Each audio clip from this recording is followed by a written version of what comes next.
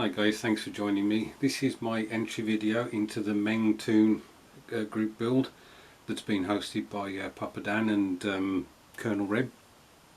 Now what you see in front of you is a vehicle that I hope most of you will be aware of. It's appeared enough in war films, most famously probably in Kelly's Heroes, which is the Tiger tank. So what you may not be aware is that two designs were put forward. Basically the companies Henschel and Porsche were asked to build a prototype, and the one that you see in front of you, which is the one that everybody knows, is actually the Henschel design. Both designs had a Krupp turret fitted to them. So what happened was the Porsche designs, 100 chassis had been built. But of course these were not used as Tigers.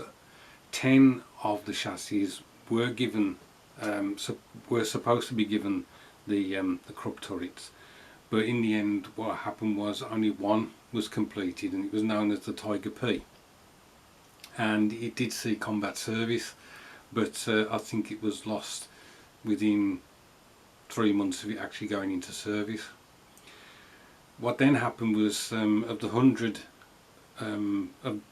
chassis, 90 of them were converted into the anti-tank, or the Panzerjäger, the Ferdinand, which had the long 88mm gun on it, but it had the gun had no turret, so it was like a tank destroyer, and they were completed from March to May 1943, and I think they were first used on the Eastern Front. Some of those vehicles returned back to the workshop, and 48 of the 50 surviving vehicles were modified again into the Elephant, and they were given a bow machine gun, whereas the Ferdinand didn't have any self-defense.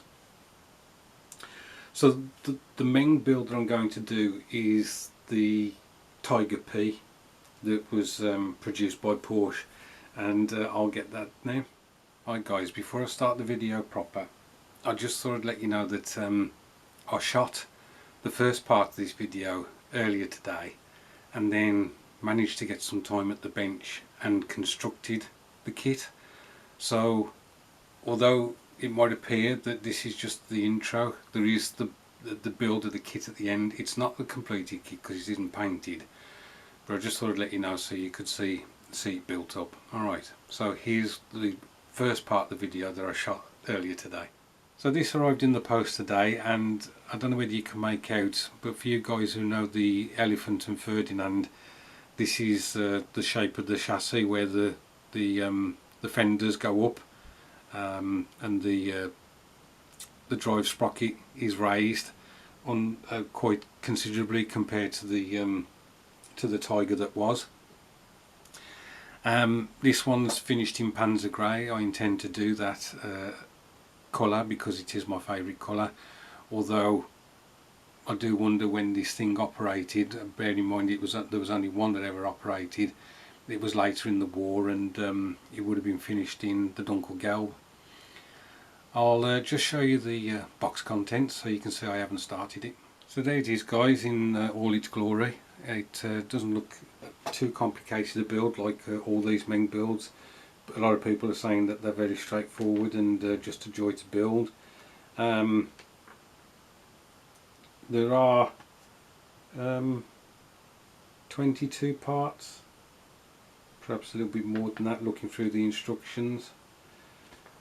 So yeah, that's it basically. I hope to crack on with this alongside the armoured car, flitting from one to the other, and hopefully by the end of the week I'll get this finished. Well, that didn't take too long, I must admit. I think I spent about an hour and a half, and that was mainly just because you've got to get the parts off the sprue and clean up a bit. No glue's been used on this. I nearly reached for it a couple of times, and then I just thought, no, just do the push fit like they're supposed to be designed. There are actually 61 parts altogether in this kit. Excuse me. And of course there was no issues like everybody else is reporting, they're just a really fun build to do. The turret turns, the gun elevates and depresses, and although it's a bit tight, the wheels will go round on it as well, which is really cool. What they've done is there's a couple of pieces of plastic that protrude down from the guards, and they push the track down to give it that line. So I think they're basically stopping the track from moving cleanly. But you know, at the end of the day, it's the look of the thing rather than the fact that you can brum it round your desk.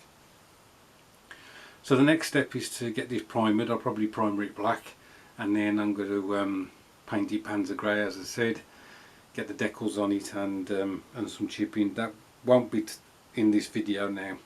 I'm going to leave it at that, and hopefully we'll get some progress on this tomorrow.